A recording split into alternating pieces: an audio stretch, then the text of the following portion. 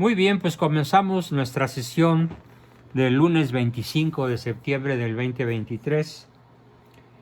Quiero hacer en el temario que hemos venido desarrollando, considero muy prudente, muy necesario, prácticamente en un grado de indispensable, el hacer un pequeño alto respecto de los temas que veníamos viendo sobre las hambres básicas y hacer una moción de orden a todos ustedes, algunos en un alto grado, otros en grado medio y para la mayoría probablemente aconsejable aunque no indispensable. Sin embargo, en los grupos hay personas para las cuales esta sesión va a resultar absolutamente indispensable. ¿Por qué? Bueno, el primer hecho que me obliga en cierta forma, o cuando menos me invita a dar el tema que hoy voy a dar, que está anunciado en el flyer que subí, reglas mínimas para lograr un debate fructífero, me motiva ante todo la tremenda avalancha. Así es un torrente que no cesa de opiniones, ataques, puntos de vista, comentarios, fotos, documentos, ligas de diferentes tipos y desgraciadamente también, y tengo que decirlo, insultos. Como eres una terca, eres una necia, me tienes harta con tu terquedad, que no lees o no escuchas lo que el doctor ya nos ha dicho tantas veces. Por supuesto, luego es asombroso el nivel de faltas de ortografía. La persona que escribió me tienes harta, pues puso harta sin H. Entonces, pues aprovecho para decirles, cuiden su ortografía, por favor. Escribir harta sin H no es un error de dedo, es simplemente mala ortografía. Y también la persona que contestó cometió el mismo error, pero también replicó en términos muy agresivos. Motivado por esto, entonces, quiero explicarles a todos las reglas mínimas. Es un tema amplísimo, pero voy a dedicar hoy y probablemente el miércoles, dependiendo de hasta dónde lleguemos hoy, para hacer una exhortación, para hacer una toma de conciencia, para hacer una vigorosa propuesta de que sí, vamos a seguir debatiendo, claro, pero hay que partir de una base filosófica muy importante que nos decía nada menos que Aristóteles, desde hace 2300 y pico de años. Las personas inteligentes y virtuosas no discuten con el prójimo para ganar la discusión, sino para avanzar en el conocimiento de la verdad. Tremenda frase aristotélico, tomista porque después la retoma Santo Tomás y ya la eleva al orden de la caridad cristiana, que ignoraba el brillantísimo filósofo griego, ¿no? Voy a silenciar al grupo.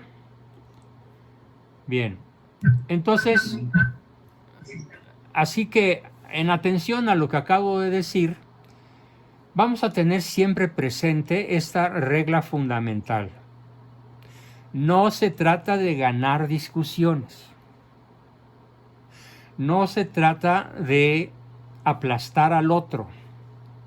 No se trata de burlarse, de atacar o de criticar o de censurar o de denostar al prójimo.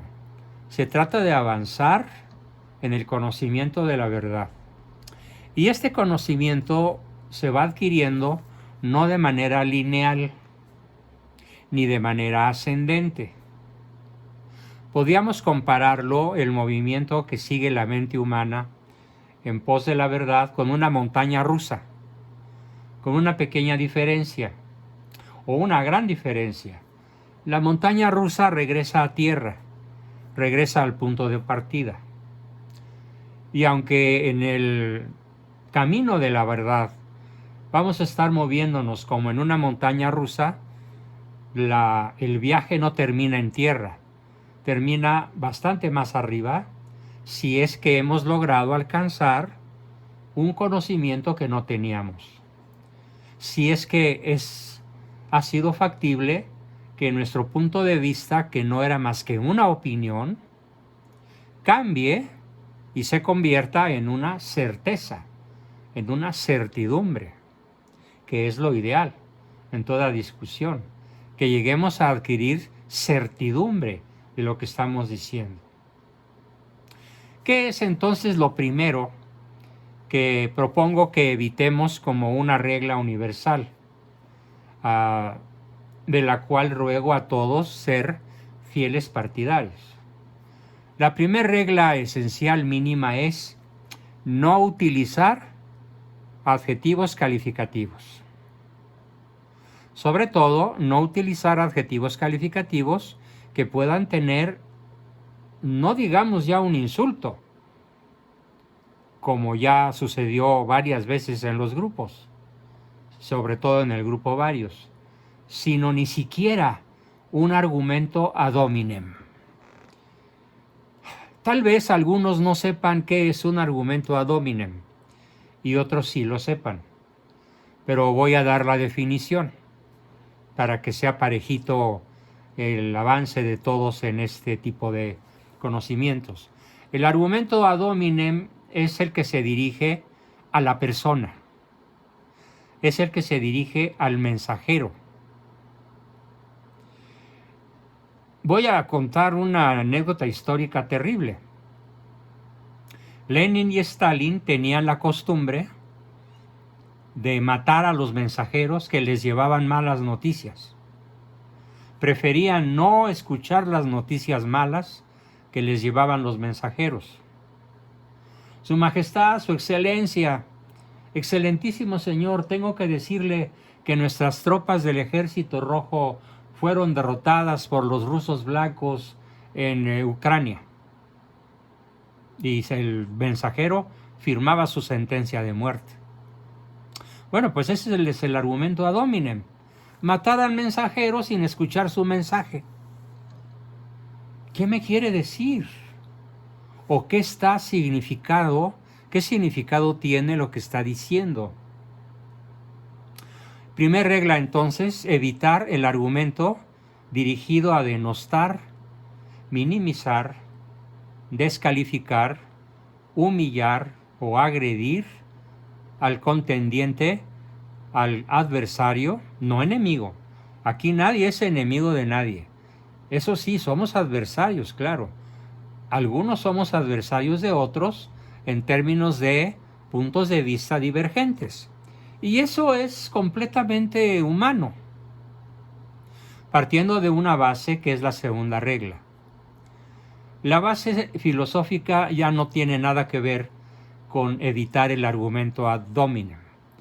La segunda regla que quiero proponer es la siguiente.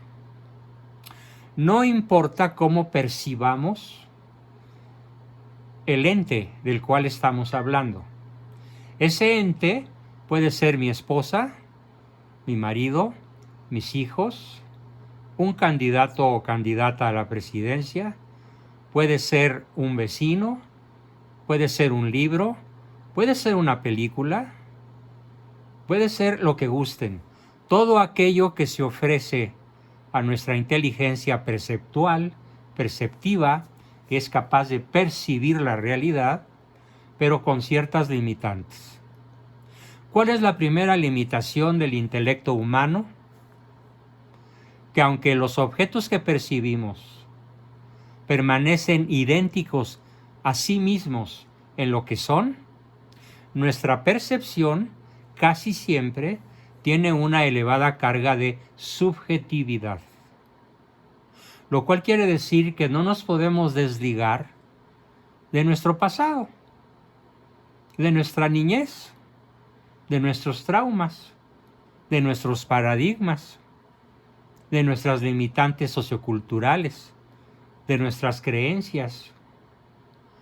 La persona que nace en el seno de una familia atea, o la persona que nace en el seno de una familia protestante, o católica, o budista, o tibetana, o lo que gusten, por el solo hecho de haber nacido allí y crecido allí, da por cierto lo que no es verdad. Y entonces tenemos que entender que si mi prójimo tiene rasgos de subjetividad, necesariamente yo también los tengo porque pertenezco a la raza humana. Podríamos decir que solo existen dos personas humanas libres de toda subjetividad. Solo dos. Nuestro Señor Jesucristo y su Santa Madre, María. Ella por haber sido concebida sin mancha del pecado original, y Cristo, bueno, porque, pues, aun como ser humano era perfecto. Cristo tiene dos naturalezas, no dos personas, dos naturalezas, la humana y la divina. En cuanto a naturaleza humana, en Cristo no cupieron, no hubo cabida para puntos de vista subjetivos. Pero de todo el resto de la humanidad que ha sido, que es y que será, nadie se salva de que la gran mayoría de nuestros juicios sobre otro, sobre un ente percibido, aunque él siga siendo el que es y no se mueva en su esencia, porque el objeto percibido siempre será quien es y como es, no nos salvamos. Hasta los más cultos, inteligentes y perspicaces, no nos salvamos de cierto grado de subjetividad, de cierto grado de relativismo. ¿Por qué? Bueno, pues recurro nuevamente a mis filósofos favoritos y nuevamente cito a Aristóteles y a Santo Tomás. ¿Por qué a ellos dos? Bueno, porque Santo Tomás retoma a Aristóteles, por así decirlo, y lo bautiza. Lo vuelve católico. Y en efecto, Aristóteles es el primer cristiano. Bueno, no, el primer cristiano no fue él, fue Sócrates. De alma cristiana, de corazón cristiano. Aunque no conocían obviamente el cristianismo. ¿Por qué? Pues porque faltaban varios siglos para que Cristo viniera a la tierra con su mensaje de salvación y su vida de redentor. Entonces, volviendo al punto en el que estábamos, quiero decirles que tenemos que tener un enorme cuidado con el hecho de no vernos sujetos a la subjetividad de manera mayoritaria o abrumadora. Y debo decir que en el grupo, cuando se debate sobre Eduardo Verástegui, esta Xóchitl Gálvez, la Claudia Sheinbaum, cuando se debate en el grupo sobre este tipo de temas, en general puedo decir que la carga de subjetividad rebasa el 50%. ¿Por qué? Porque no se toman en cuenta todos los aspectos de lo que es un ser humano. Porque no se toman en cuenta todos los ángulos de la cuestión. Y los ángulos de la cuestión pueden ser sumamente variables. Son riquísimos, son amplísimos. Entonces, este segundo principio, ¿cómo se enuncia? ¿Cómo se dice? La verdad es absoluta, pero nuestro conocimiento de ella suele ser frecuentemente relativo. Así que entonces esto nos lleva a asumir una actitud de humildad, nos lleva a asumir una actitud en la cual no perdamos de vista, es una exhortación sincera, no perdamos de vista que por más convencido que esté yo de lo que estoy diciendo, tengo que estar abierto a la posibilidad, aunque sea remota, de estar equivocado. Por supuesto, una tercera regla es que hay certidumbres que ya no tienen discusión. Hay cosas tan evidentes que no necesitan pasar por el rasero de la regla número 2. Como todo ente inteligente obra en función de un fin inteligente. Como la voluntad humana está necesariamente inclinada al bien, aun cuando sea de manera subjetiva, porque muchas veces percibimos el mal en cuanto bien, y no lo deseamos en cuanto mal, sino en cuanto bien. Es más, estamos tan inclinados al bien que deseamos que nuestro punto de vista, nuestra opinión, sea la buena, la correcta, y no la del adversario, no la del contendiente. Así que, partiendo de esta formidable base, la verdad es absoluta, pero mi conocimiento de ella, nuestro conocimiento de ella, con mucha frecuencia, suele ser relativo.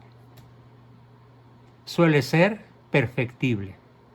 Suele ser cambiante, ampliable, profundizable, matizable. Y es aquí donde muchos hacen gala de la ausencia de esta virtud, que se llama sindéresis. La sindéresis nos permite, es una facultad intelectual que Dios nos puso a todos por naturaleza humana, que nos permite vigilar los actos de nuestra propia conciencia.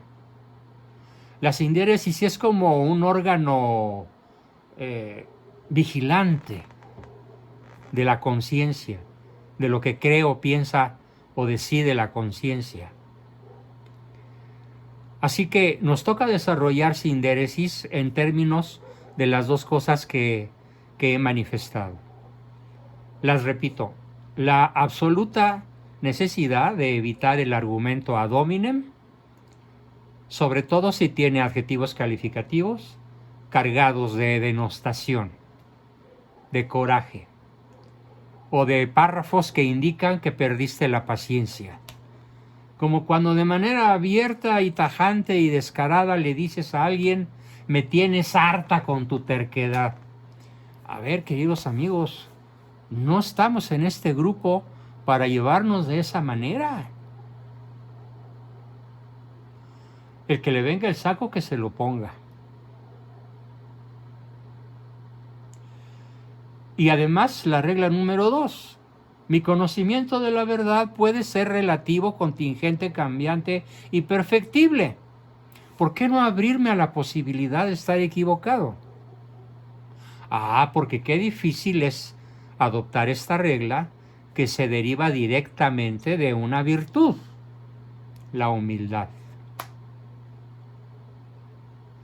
El humilde reconoce de antemano la posibilidad del error y está dispuesto a rectificar cuando recibe un argumento no ad hominem, sino un argumento nacido de la prosapia, de la inteligencia, de la información, del nivel de cultura de la persona que los critica o está en desacuerdo con él. Es el argumento ad eminentiam, a la eminencia.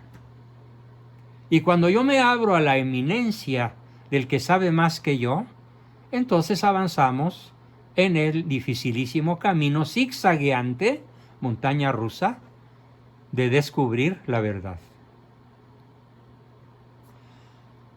Y nos pasamos ahora a una tercera regla fundamental.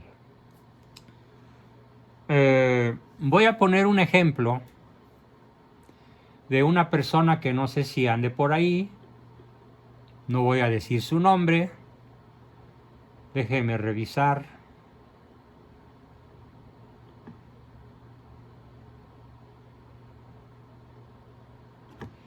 No lo veo, pero no importa. Ya discutí con él en un plan individual y le hice ver una serie de errores graves que estaba cometiendo consigo mismo por violaciones muy graves a la regla número 3.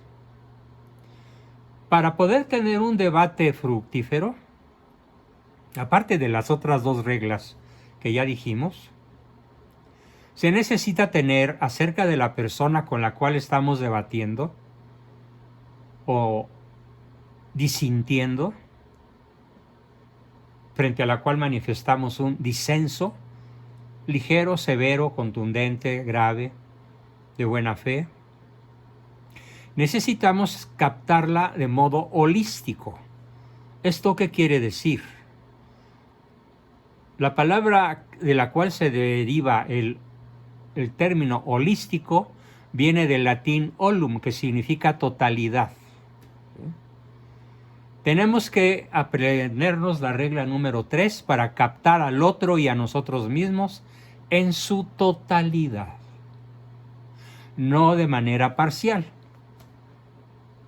Comienzo por platicarles la historia de la persona que convencí el día de ayer, o no recuerdo si ayer o el sábado, más bien fue el sábado, acerca de un gravísimo error que estaba cometiendo con su salud por solo considerar uno de los 5 aspectos que conviene considerar en mí y en el otro, en mí y en el resto de la humanidad. Y para esto nos regresamos a algún tema que ya di tal vez hace años y que tal vez muchos de ustedes no hayan escuchado. ¿Cómo definimos persona humana? ¿Qué es una persona humana? Esa persona humana a la cual hemos insultado, esa persona humana que soy yo mismo, con la cual estoy cometiendo una serie de errores que me pueden llevar a la enfermedad y a la muerte. Todo ser humano es, ¿qué cosa?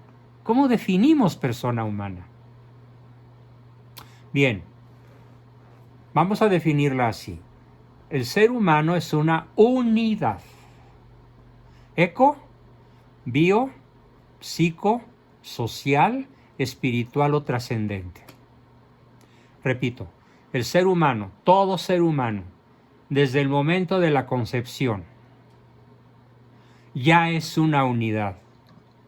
Eco, lógica, biológica, psicológica, social y espiritual o trascendente, dueña de un destino eterno.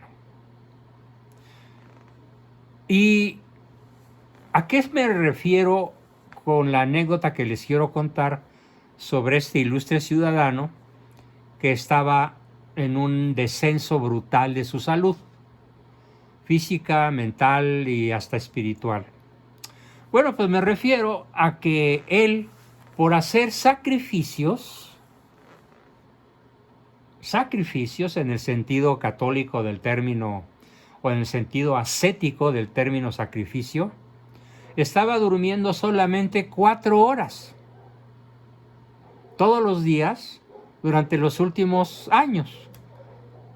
Y su motivo de consulta era que todo el día se sentía cansado, harto, que le dolía todo el cuerpo, que era muy agresivo con su esposa, con sus hijos, que se sentía siempre de mal humor y que qué sacrificio o qué penitencia le aconsejaba yo para echar al demonio que seguramente lo estaba tentando con todos esos síntomas. Y después de escucharlo largamente, varias veces, 2 o 3 veces, llegué a una conclusión. Estás cometiendo un gravísimo error al pretender dormir únicamente 4 horas como un sacrificio a Dios. ¿Qué te pasa? ¿Quién te dio eso? ¿Quién te metió esas ideas suicidas en la cabeza? Estás dejando de considerar que eres un ser biológico, que tienes un organismo, un cuerpo que Dios te dio. Dios nos hizo así. Y dentro del cuerpo que Dios nos dio, nos dotó del órgano principal, que no es el corazón, ni el hígado, ni los pulmones, es el cerebro. El tamaño de nuestro cerebro, las funciones de nuestro cerebro, nos hacen el ser más completo físico en el orden de la creación. Y tú estás matando tu cerebro porque tu cerebro no come, no se alimenta, no bebe, no se nutre, no se oxigena, no expulsa toxinas, porque tu cerebro, para hacer todo eso, necesita dormir cuando menos 8 horas. Te concedo 7, pero idealmente 8, a tus 40 y tantos años de edad.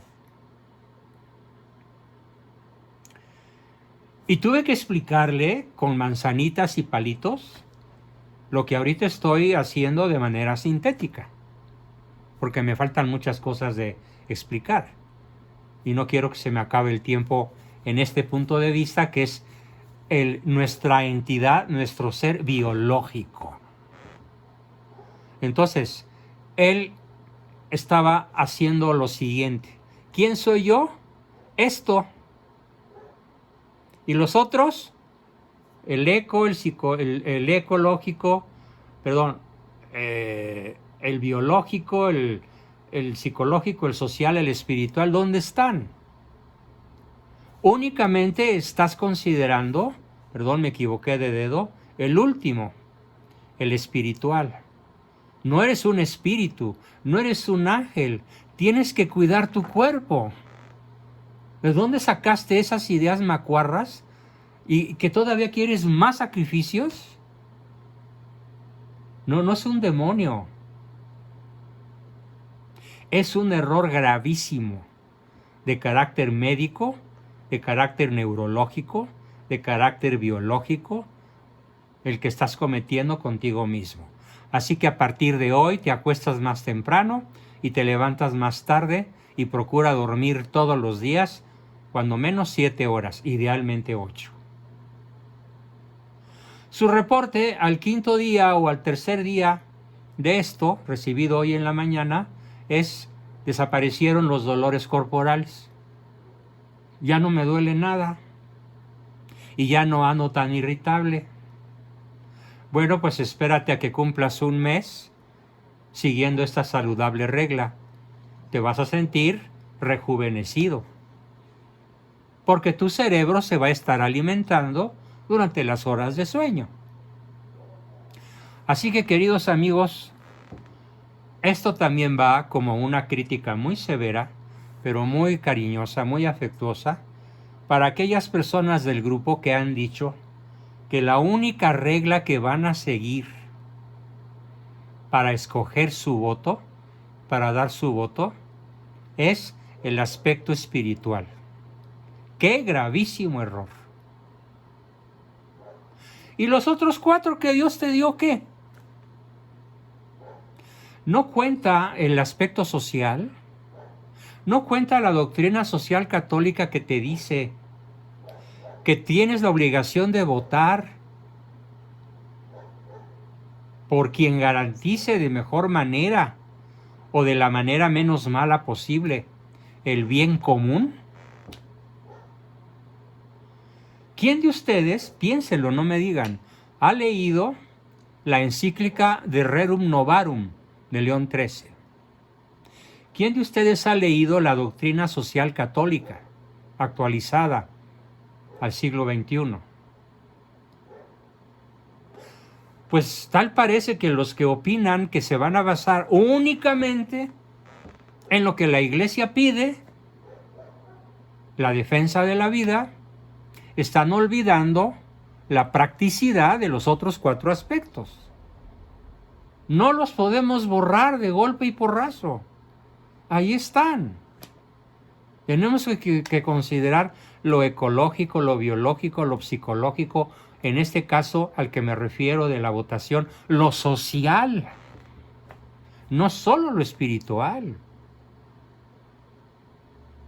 Tenemos que considerar cuál es si no es posible escoger el bien mayor, porque no existe, porque no se da, porque no hay gobernante prácticamente en la tierra, salvo probablemente Bukele en El Salvador, Víctor Orbán en Polonia y probablemente, Víctor Orbán en Hungría, y del polaco no me acuerdo su nombre. A lo mejor son nada más ellos tres y algún otro por ahí perdido en alguna pequeña nacioncita de la que no tengo recuerdo ni memoria, los que han logrado zafarse de la Agenda 2030, que dicha de manera sintética tiene dos grandes misiles contra la sociedad.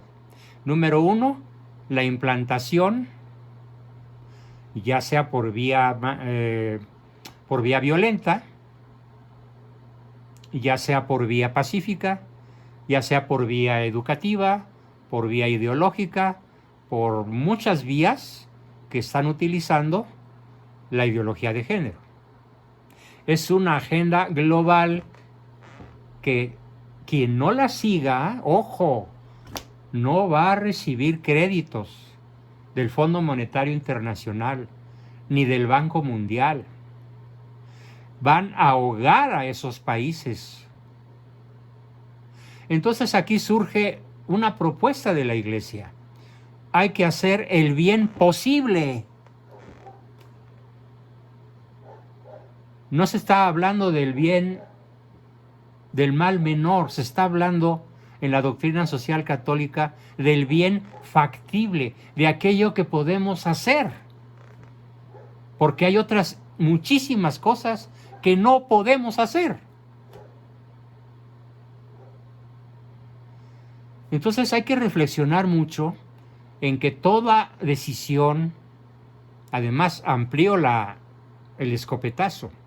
Eso que estoy diciendo no solo aplica para los fenómenos políticos o sociopolíticos que tenemos en puerta, que son las elecciones. No, aplica para el trato con el prójimo, con cualquier prójimo en cualquier circunstancia. Tenemos que considerar los 5 aspectos, tanto en nosotros como en él. Esa persona, volviendo al ejemplo de quien no dormía por hacer un sacrificio al cielo, logró equilibrar en 3 días, logró equilibrar su psique. Es el aspecto ecobiopsico, el tercer aspecto. Logró reducir el nivel de agresión hacia su esposa y sus hijos. ¿Por qué? Porque su cerebro se empezó a alimentar. Entonces no solamente adquiere un bien biológico, adquiere un bien psicológico. Entonces, en todo debate, en toda crítica, en toda opinión, en todo comentario, en todo punto de vista que involucre seres humanos, que involucre personas, necesitamos considerar los 5 aspectos. El ecológico. Si no nos consideramos como habitantes de la única casa común que es la Tierra, el planeta Tierra, yo no le llamo Madre Tierra porque ese es un término de nueva era. Y en el ecologismo exagerado se da la nueva era y se da una especie de apostasía de nuestra fe, de la cual incluso participan infinidad de obispos, cardenales, y bueno, desgraciadamente hasta el Papa coquetea con esta postura. Cuando incluso plantó la Pachamama en los jardines del Vaticano, cosa que verdaderamente yo lo consideré un grave error. No una herejía, pero sí un grave error. Entonces hay que considerar los aspectos biológicos. Hay que considerar, y aquí con más fuerza, los aspectos psicológicos. A ver, una persona que creció como la Claudia Sheinbaum, ¿dónde nació ella? En Europa, en Bulgaria, y falsificó su acta de nacimiento mexicana, ya estando aquí radicada. Ya se lo sacaron, ya circula esto en la red de manera profusa, difusa y confusa. Y qué bueno que esto pueda constituir en un freno para esta perversa mujer. ¿Sí? Hay que considerar cómo creció Xóchitl. Hay que considerar en dónde creció, dónde vive y cómo piensa, cómo se dirige, qué formación tiene Verástegui. Que por cierto, me dirijo a 4 de ustedes, no digo sus nombres, escribieron Verástegui con B de burro. ¿Eso qué implica? Que ni siquiera han leído noticias sobre él. Y se atreven a opinar, escribiendo Verástegui con B en vez de V. Qué patética manera de opinar. ¿Por qué? Porque no se ilustran, porque no investigan, porque no escarban en la realidad. En materia de votación, el aspecto más importante de todos es el social. ¿Por qué? Porque el gobernante, para ser un buen gobernante, no necesita ser un excelente católico. Puede ser un buen gobernante aunque no participe de nuestra fe. ¿Por qué? Porque a lo mejor nació en un país, en una familia, en una cultura donde eso no se conoce. Puedo decir que cuando menos la mitad de los países de la Tierra están en ese caso. En personas que nunca han escuchado testimonios ni conocimientos reales sobre lo que es el depósito de nuestra fe cristiana. Y que eso los descalifica para buscar el bien común de su nación, de su país, de su pueblo. Claro que no. ¿Sí? No tiene caso en estos momentos profundizar sobre nombres específicos y concretos porque el tiempo no me alcanzaría. Lo haremos probablemente el miércoles. Necesitamos entonces considerar quién cumple mejor cuando vayamos a emitir nuestro voto, quién tiene más probabilidades, más posibilidades reales, concretas, específicas, visibles y tangibles de lograr el bien común que la Iglesia proclama como la característica de la virtud principal que debe tener el gobernante. Enfocarse en la conquista, al logro del bien común, incluyendo ateos, librepensadores, masones, protestantes, judíos. A ver, queridos amigos, México desde hace muchos años dejó de ser una nación católica. Sí, es una nación de bautizados, ni duda cabe. Probablemente el 92%. Pero las cifras más optimistas nos dicen que solamente el 4% de los católicos que se reconocen serlo van a misa los domingos. Los domingos, ni siquiera entre semana. Y de ese 4% de católicos que van a misa los domingos por convicción, ¿cuántos realmente están enfocados a una formación formal? En las encíclicas, en las cartas pastorales, en la historia de la Iglesia, en el dominio fino y profundo de lo que es realmente la espiritualidad católica, que nunca va a menospreciar ni a disminuir la importancia de nuestra entidad eco-bio-psicosocial, sino que la va a englobar, la va a considerar. Entonces, escoger un voto razonado no es cosa de simpatías o antipatías, no es cosa de filias o de fobias. Requiere una formación, requiere una investigación inteligente, dedicada, disciplinada. Porque cuántas veces una sola opinión de uno de ustedes puede influir en 1000 personas para mal. O en esas mismas 1000 personas para bien. ¿Y cuál es la condición para que influyan para mal? No estar debidamente informado, no estar debidamente formado en la materia que se va a debatir, en el voto que se va a dar, en el conocimiento de la persona por la cual no se va a votar o sí se va a votar, en el conocimiento de las derivadas que la Iglesia marca como prioridad. ¿Quién es la más apta? ¿Qué persona es la más apta para obtener el bien común de este país, de Chile, de dulce y de manteca, y de unos poquísimos católicos? Así que, queridos amigos, repasando rapidísimo, no usen argumentos ad hominem que denosten o insulten a la persona, para lo cual no usen adjetivos calificativos. Argumenten sin adjetivar. No ataquen al mensajero, discutan sobre el mensaje. Admitan la posibilidad, aunque sea remota, de poder estar equivocado y de avanzar en las discusiones, en el conocimiento de esa verdad, que en sí misma es la que es invariable y nunca cambiará, pero mi conocimiento de ella frecuentemente es relativa.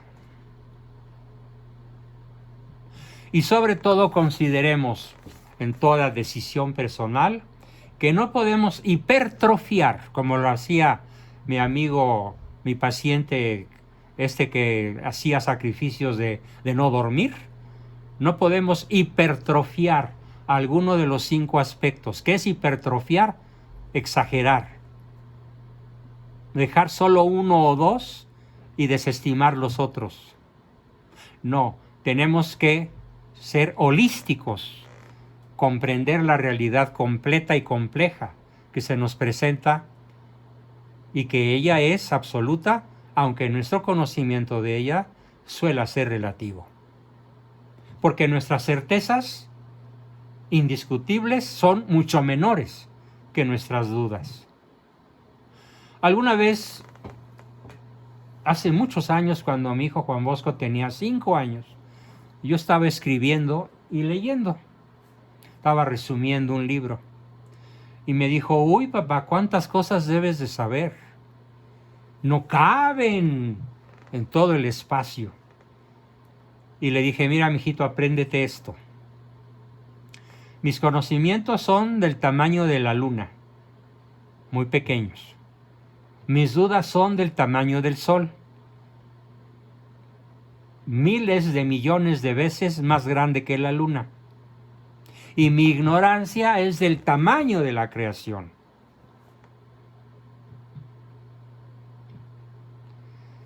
Se le quedó muy grabado y sí ha sido el sello de la filosofía de nuestra familia para avanzar, discurriendo. De ahí viene la palabra discutir, discurrir en busca de la verdad, sin buscar la denostación, la humillación o la descalificación para el que piensa diferente o no está suficientemente informado. Por esa razón, yo siempre estoy subiendo documentos. Estoy subiendo ligas, estoy subiendo muchísimas cosas que pueden ilustrar. Pero qué tristeza, y lo escribí así. Me da mucha tristeza que hay personas que, sin leer lo que le mandé, incluso a su chat personal, vuelven a incurrir en el mismo error.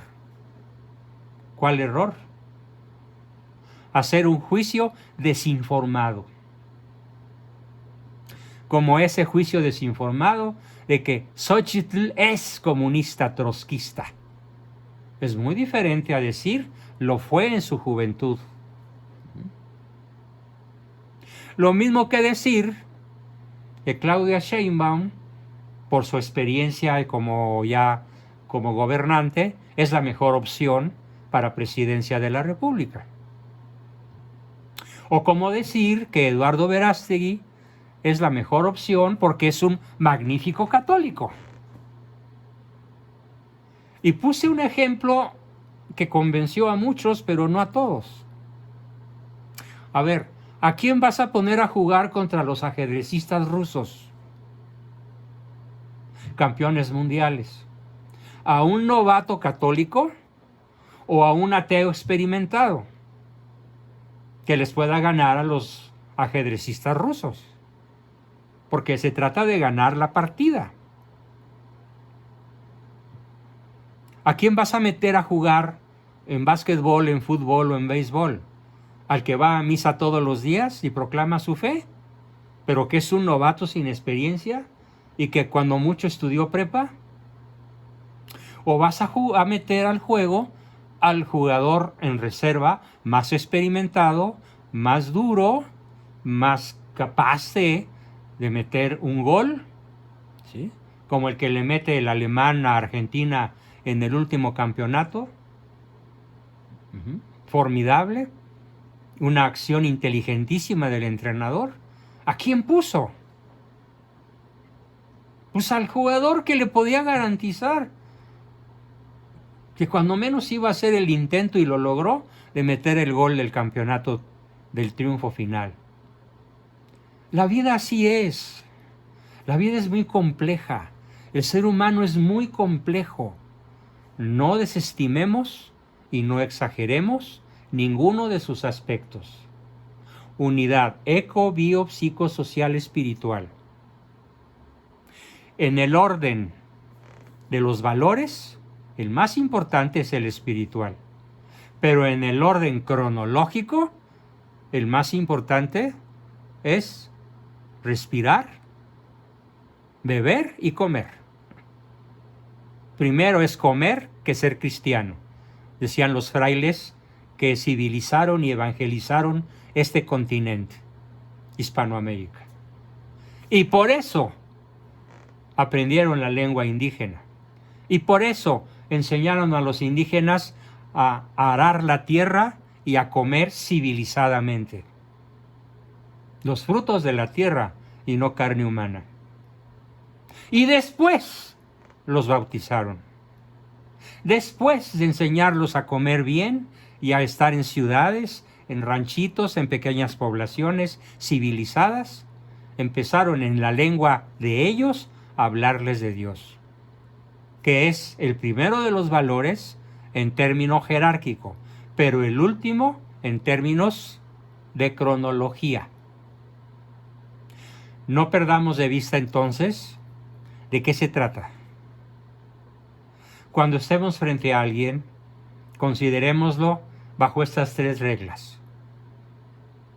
No argumento ad hominem, la posible vista equivocada de mi percepción y la contemplación del prójimo y de mí mismo como una unidad eco, bio, psico, espiritual o trascendente, sin exagerar y sin de menospreciar ninguno de los 5 aspectos.